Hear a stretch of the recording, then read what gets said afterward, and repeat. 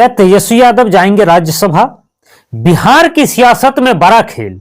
बिहार के राजनीति में इस वक्त एक सवाल गूंज रहा है, क्या नेता प्रतिपक्ष तेजस्वी यादव विधानसभा छोड़कर संसद का रास्ता पकड़ने वाले हैं?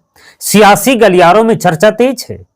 कहा जा रहा है कि राष्ट्रीय जनता दल यानी राजद जो है अपने सबसे बड़े चेहरे को राज्यसभा भेज सकती है, लेकिन आधिकारिक मुहर अब तक नहीं लगी है।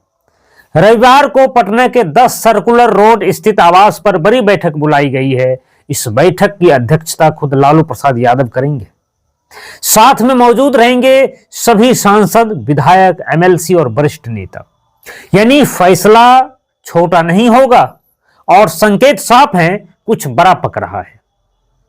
अब सवाल यह है कि अगर तेजस्वी राज्यसभा जाते हैं तो राघोपुर सीट का क्या होगा?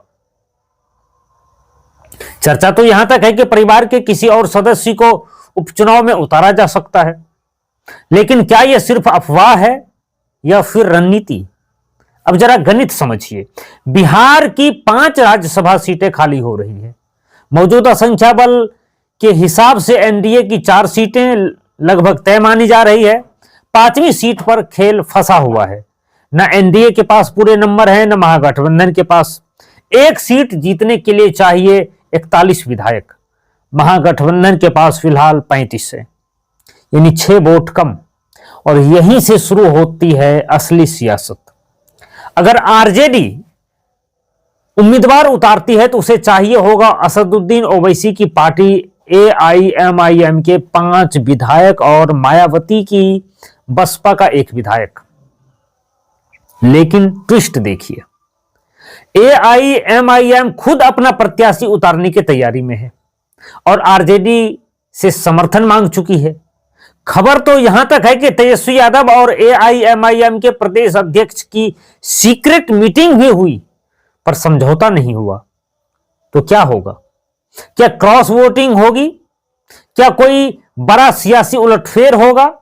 या फिर आखिरी वक्त पर कोई चौंकाने वाला नाम सामने आएगा? नामांकन की आखिरी तारीख 5 मार्च है। अगर ज्यादा उम्मीदवार हुए तो 16 मार्च को मतदान होगा और उसी दिन रिजल्ट भी। यानी आने वाले दिन बिहार के राजनीति के लिए बेहद अहम है। अब असली सवाल आपसे, क्या तेजस्वी यादव को विधानसभा में रहकर लड़ाई लड़नी चाहिए या संसद में जाकर राष्ट्रीय राजनीति में अपनी दावेदारी मजबूत करनी चाहिए? कमेंट करके बताइए। बिहार की इस सियासी शतरंज में अगली चाल किसकी भारी पड़े?